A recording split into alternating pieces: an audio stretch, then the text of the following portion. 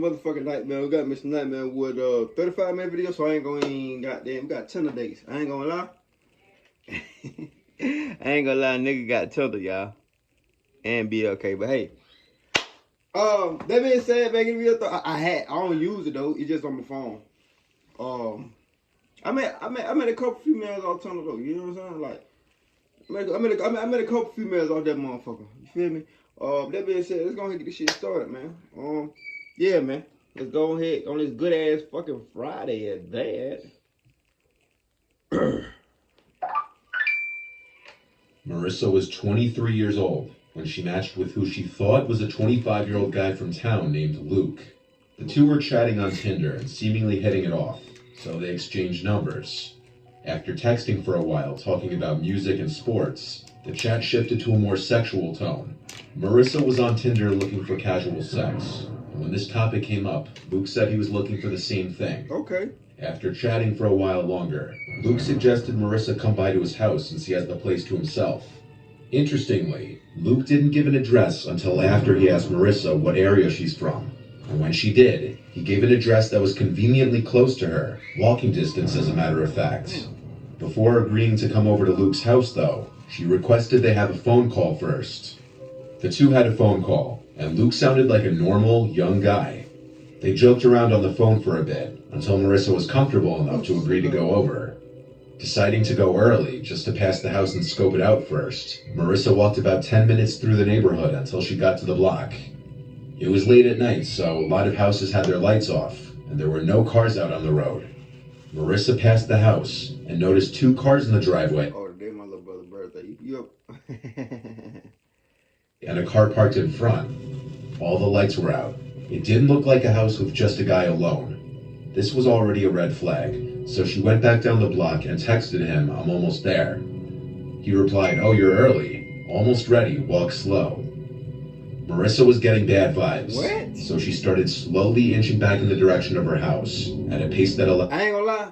When I'm meeting a female for the first time or some shit like that, I do the same thing. Like, I'm gonna ride past your house first 1 or 2 times. You feel me? And then say peek the scenery, and then I'm gonna come. You know what I'm saying? Let you know I'm down the road type shit. I'll be doing that same shit. You all gotta watch your surroundings. Allowed her to stall a bit longer for a reply from Luke confirming that she was okay to come in. But suddenly Marissa heard a car approaching the intersection down the block behind her. She turned to see a white van with no headlights on, turning onto the street. What? Marissa ran to hide behind the side of the house, and she watched as the van parked on the side of the road. The van just sat there and nobody got out. It was parked a few houses away from the given address. Then Marissa got a text from Luke, saying, "Okay, I'm ready. Let me know when you're on my block, I'll come out." Marissa turned and started running down the block, inconspicuously though, making sure to stay close to the houses she passed and not on the sidewalk or close to the street. She ran most of the way home and blocked the number, also reporting the Tinder profile. Just to be on the safe side, Marissa and her mother went to the address the Luke person gave, and the woman who opened the door denied even having any sons. Damn. Marissa and her mother went to a police station to report this incident, just so that the authorities could be aware of it and link any future reports to it as well. By the sound of it, due to Marissa's cautiousness, she narrowly avoided being abducted by the driver of that van. Or killed. Weird ass nigga. This was the Tinder match between a guy named Chaz and who he thought were 2 girls around his age. Damn. This is how the conversation went. "My friend and I think you're really cute. I hope your friend is also a girl, LOL. She is silly. Well, I'm glad to hear that. Where are you ladies from?" And they shook. Hey, that's a good question, cause motherfucker be trying it too though. You feel me? Man, it is hot as fuck, and the L still ain't came on. Mind this bitch sweating bullets. Their locations, which aren't far. The other profile asks, "Are you busy tonight?" "Yes, I am. I'll be hanging with you two." "Yes, wanna come around 10? "Yeah, where do you live?" "Wait, actually our parents are both home. Want to meet at the park? We can find a place to hang there." "I guess we can do that. My parents are home too. Damn. What time should we meet there? 10? Yeah. "Yes." "Okay, what are your numbers?" "Let's just message on here until we meet." Oh no. "Damn, mate, I see how it is. Gotta earn your trust." No. "Yes, we're Red heading over flag. now, okay?" "Okay, Sam, I'll probably be there like 10:10. "Okay, perfect. Red flag. Where exactly in the parks do you want to meet?" can meet by the statue on the dirt path. It's like a dog walking path. No one will be there this late. Then we could find a better spot from there together. Okay, I looked it up. I think I know how to get there. I'll message you when I'm there, okay? Okay. Chaz then arrives to the destination of the park, and he sends a message saying he's here.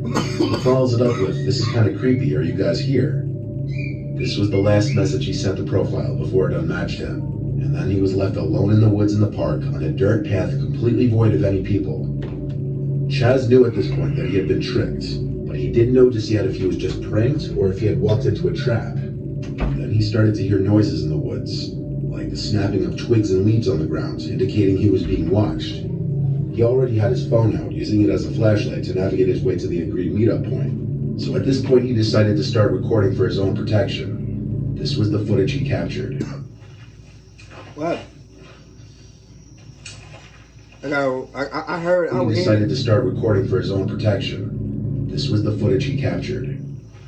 He was tricked, but he didn't know just yet if he was just pranked or if he had walked into a trap. But then he started to hear noises in the woods, like the snapping of twigs and leaves on the ground, indicating he was being watched. He already had his phone out, using it as a flashlight to navigate his way to the agreed meetup point. So at this point he decided to start recording for his own protection. This was the footage he captured.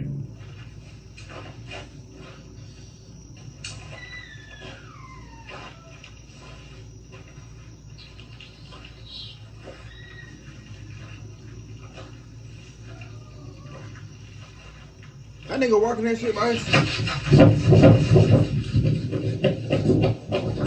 In this footage, you can easily see that as he pointed his light into the woods where he heard another sound, it revealed someone in the woods, who then started to run out from the trees and chase after Chaz. While running, Chaz stopped recording to turn off the flashlight, then ran into the trees to hide. He started recording again when he thought he had lost the person chasing him. Ouch, boy. Whole lot. Hey, I ain't gonna count. When I'm walking like in the dark. He kept recording the rest of his way out of the park and back to his car to have video evidence of anything in case of a worst case scenario. Luckily, Chaz made it back to his car and home in one piece. Good thing. He tried reporting the profile to Tinder just based off the screenshots he took, but Tinder got back to him saying they're unable to find any profiles that match the description or pictures. Chaz was obviously not wise to enter a suspicious situation like this. The other profiles' refusal to give their number, as well as meeting anyone for the first time in a park. I ain't gonna lie. If you ain't got like 3-4 accurate pictures, like, you know what I'm saying? I've been on social media for a long time. I know what catfishers look like. Like, they have fake pictures and all that shit. Like, you'll know. Like, some niggas won't know. Some niggas be dumb. Like, some niggas actually think they actually talking to a bad bitch. It's a whole catfish. A whole nother. You know what I'm saying? Like, you just gotta know. By the woods at night, where nobody else would be around, are two major red flags that this was some kind of trap. He was lucky to have gotten away. Very lucky. The girl who submitted this to me wasn't the one to match this profile. Rather, it was her friend Maddie.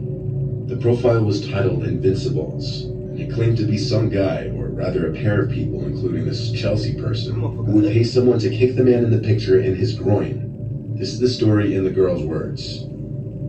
One of my best friends, a girl named Maddie, was on Tinder one day when she stumbled upon this account. It was supposedly dedicated to finding people to kick a guy in the groin for a payment of between $50 and $100. Of course, my friend, needing money because of the pandemic and such, swiped right on him. He quickly messaged her back that there were several people involved in this, including a girl named Chelsea. We're not sure if they were even actually real to this day. We live in a small town in Pennsylvania, and this account was listed in a couple towns over in Clearfield. My friend Maddie was of course a bit skeptical about this, so she messaged me so that she could come have some sort of backup when she went to do this.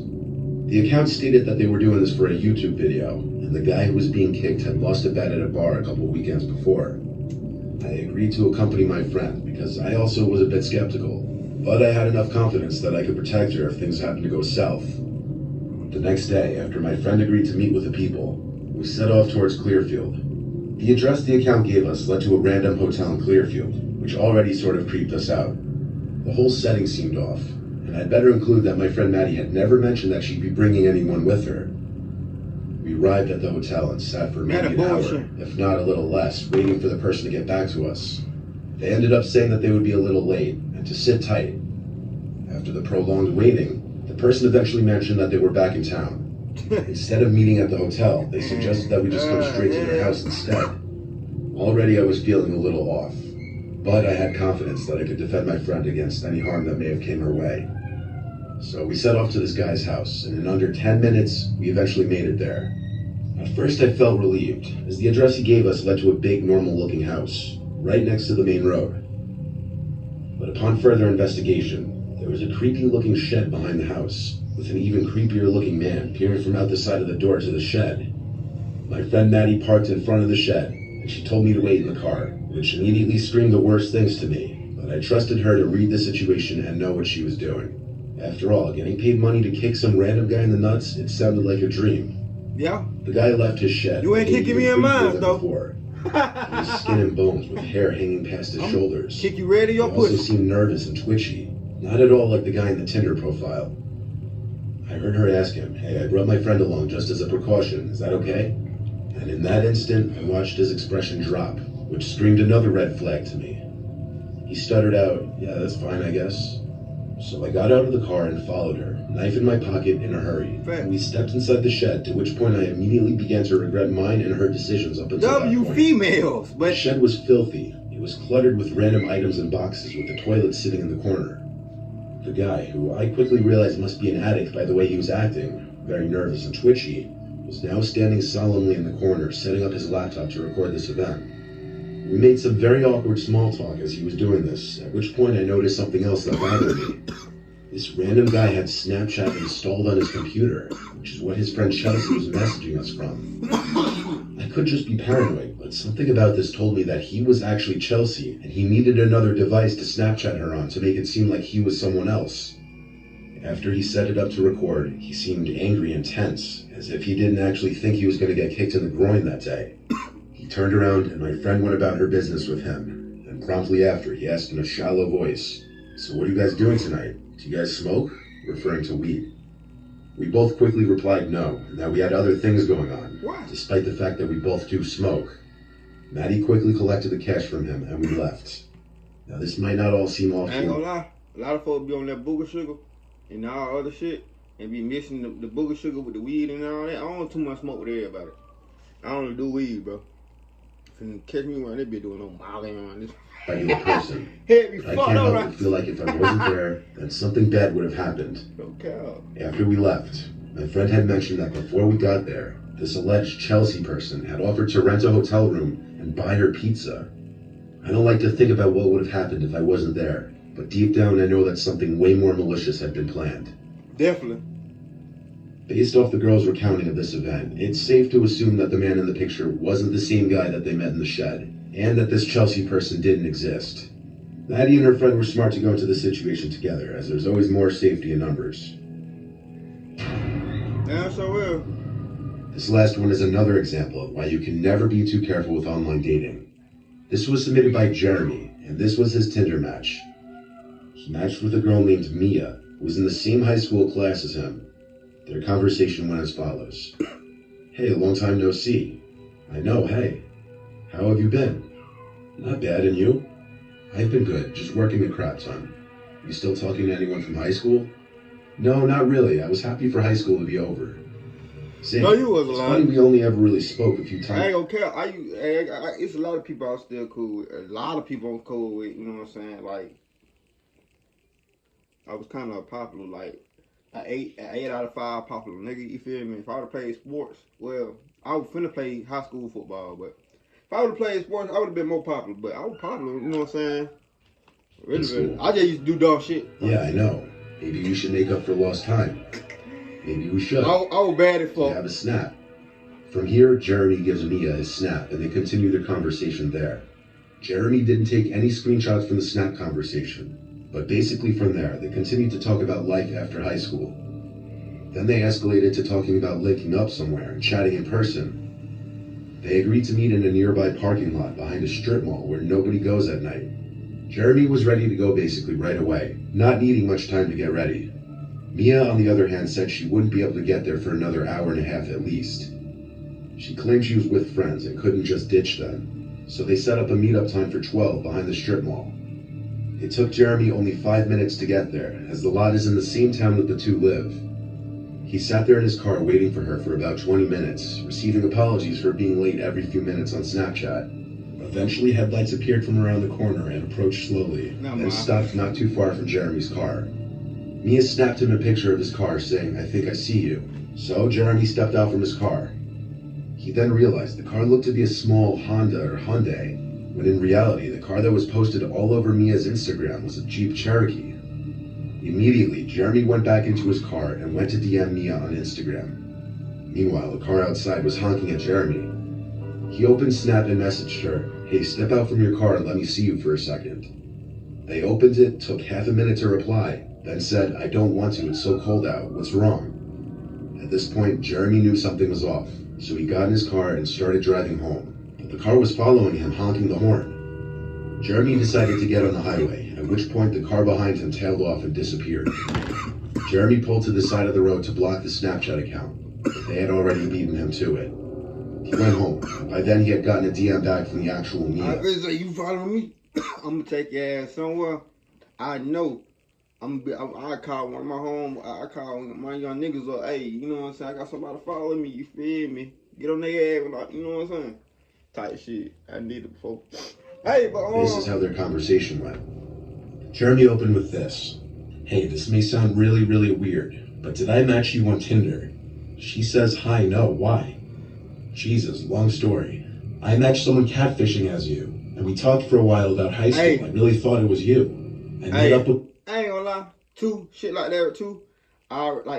If I know a female or something like that, you know, so if I'm cool with a female, you talk to a female, I'll screenshot their Tinder account and send it to them. Really on some funny shit, like, you know what I'm saying? Like, damn, get your ass off Tinder type shit. But really just to make sure it's them. For real, for real. But the person running the account in a parking lot, but it was some random car, not your Jeep, so I drove away. Then he sent screenshots of the conversation.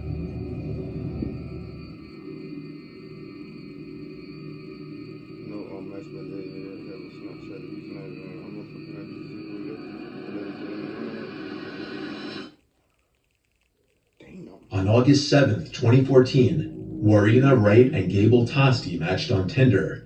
Gable wasn't her usual type, looking like a man who spends way too much time on his appearance, but he reminded her of Sam Winchester, a character in Supernatural, one of her favorite TV shows. Gable opened with a raunchy and aggressively forward message, saying, "You look delicious, I want to do dirty things to you." To which Warina responds, "Does that usually work?" Gable then sends, "Can you be a freak in the sheets?" To which she says, "Probably not, depends." Conversation would have ended right there. Conversation would Gable have ended. says, "What does it depend on?" Warina responds, "What I've had to drink, lol." Gable keeps the conversation sexual by replying, "Let's get drunk together. I'm a porn star after a few drinks." Warina gives Gable her number, to exchange a few more messages. And a week later, they meet for the first time in the Paville Mall. So all she need to drink the shit and get horny? Shit. They spent the night together heavily drinking, and CCTV footage from multiple establishments showed them meeting, walking into a nearby beer garden, then purchasing a 6-pack of beer at a nearby bottle shop. And after their night out together, they ended up returning to the Avalon Apartments where... Man, your cheap ass couldn't get no Taylor Port, nigga. Nigga had to get some bills. They lived alone on the 14th floor. He had to get some bills. 6 images taken by Gable that night show the couple apparently laughing and smiling in the apartment and on the balcony from which Warina would plunge to her death only hours later. For whatever reason, Gable reported the audio of his entire night with... Oh, wait. We reacted to this. I remember seeing this. We reacted to this. I don't know whose story it was on. I think it was either that chapter. Probably that chapter. But I remember this video. I don't think Buddy got locked up or something like that either. I remember I just forgot their faces. I remember that, which included the entire confrontation the two would have towards the end of the night, which was later played during Gable's trial. It was later found out that Gable had a weird habit of recording his entire dates with multiple women. At some point after the two had sex, Warina could be heard becoming increasingly erratic and aggressive towards him. However, as the night progresses, Gable can be heard in the recording refusing to let her leave, and Warina's terrified screams to let her go home are silenced when he locks her outside on the balcony. Hey, that's During cold. this recording, I ain't Gable gonna can lie. allegedly be heard choking out Warina before locking her outside. Call them with what? I thought you lost your phone. Exactly. So how are you going to call anyone without your He phone? stole my fucking phone. Hey, to be arguing on the first date is You crazy. guys fucking stole my shit. Shit, I should So have that's never. why I'm fucking calling him. Should have never given you some. Hey, he threw her over the Stop balcony looking too. at the phone. Well, where's my shit? Where's your Where's phone? my Hey. shit? What's your? Hey, Listen, we already seen that please, shit. just pick me up. We already seen it. I already seen it. You lucky ass. Yeah. Who the fuck? Don't kill me. Hey. But was ultimately acquitted of all charges. The prosecution claimed that Gable locked Warina on his balcony following a heated argument, and when she tried to escape, presumably to a lower floor, she plummeted to her death. Gable's defense team said Warina was extremely intoxicated and that she had been acting irrationally before her tragic fall. Prosecutors argued that Gable had choked Warina, trapped her, and made her so afraid that she felt she had no choice but to escape at whatever cost. Nah. An audio recording of Gable's phone call with his father right after the incident was eventually released. And in it, Gable is heard telling his father that things had become violent between the pair and that he locked her on his balcony, but insisted that he did not push her. Hello, Dad. Hey, hold on. Did Mr. fucking Baller? Was it Mr. fucking Baller? I didn't push her or anything. I just. But the best mother than to train to be a nurse, and then she and her family would eventually move to Sydney, Australia. Tinder defined a date. Jovi is the mother of 4. She grew up in the Philippines and then moved to Auckland, New Zealand to train. Was it Mr. Baller Mr. Nightmare who did this that same story? So why is he? Hold on, bro. I'm gonna do my homework on it. To be a nurse, and then she and her family would eventually move to Sydney, Australia. While on Tinder, she matched 53-year-old businessman Keith Collins. Keith had 3 children and 4 stepchildren. Damn. The two enjoyed chatting and decided to meet for a date. On March 30th, 2016, they went to dinner at a Korean barbecue restaurant. Just as they were finishing up, a man came up and put his arm around Keith. It was Jovi's ex-husband, Alexander. He asked Keith what he was doing with his wife. Keith said they were just having dinner. Then suddenly Alexander grabbed Keith by the neck with his left arm, and he used his right hand to stab him in the abdomen with a hunting knife. Jovi started screaming at him to stop, saying they were just having dinner. After stabbing Keith several times, Alexander turned his attention to his 35-year-old estranged wife. He stabbed her once in the chest and once again in the arm when she tried to defend herself. Keith had fallen to the floor and he was trying to get up. Alexander got on top of him and then using both hands, he punched the knife into his chest. He did this 5 more times. Damn. After stabbing Keith 11 times and his ex-wife twice, Alexander calmly walked out of the restaurant. Jovi began to run from the restaurant, Hey, man. and at first Alexander went after her, but he seemed to give up or change his mind and head back to the restaurant, where he sat by Keith's now dead body and waited for the police to I know I arrive. ain't tripping. He surrendered without putting up a fight to the arresting officer. Alright. And he admitted that he attacked Keith because he was having dinner with Is his this nigga putting ex-wife. videos? Started their wonder if she ever started dating another man. But he also said at a later time he would spare her life because of their son. In September of 2017, Alexander pleaded guilty to murder. When given the chance to apologize, Alexander said it was difficult to say he was sorry because he was still angry about what happened to him. Damn. It also turned out that he told the probation and parole service that Jovi blamed herself for the problems in their relationship. So according to him, she would have been happy to be able to apply for parole on March 30th. We definitely did this video too, because I'm looking at it right now on my goddamn TV. I definitely did this before. I did this video too. Unless he putting all that shit in this story, that's why this shit 35 minutes. 2046 We already read to this while shit. she visited. She swiped until she connected with somebody named Jesse, and the two began to chat. And this is the same Grace story. and Jesse made plans to go on a date the following day, and so on December 1st, 2018, Grace's bunkmates watched as Grace got ready and left the hostel to head to her date with Jesse.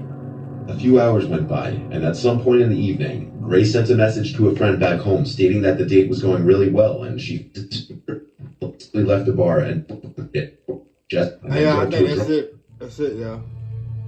I'm more definitely Argent, yeah. where someone you Jesse's apartment, and they began a forensic examination.